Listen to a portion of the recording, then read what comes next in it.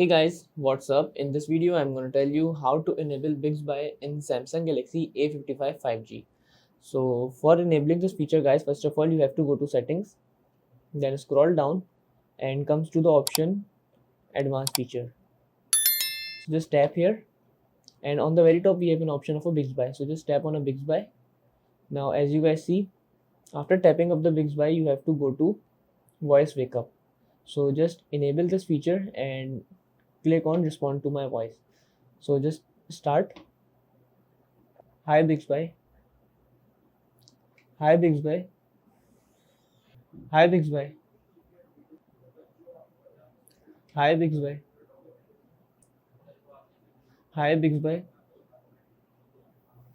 So that's how guys we can enable the Bixby in Galaxy A55 5G. Now when I say hi Bixby, phone, the Bixby is now start working. So that is it about the video guys. If this video helped you, kindly like the video and follow us for more tips and tricks. See you guys in the next video. Take care.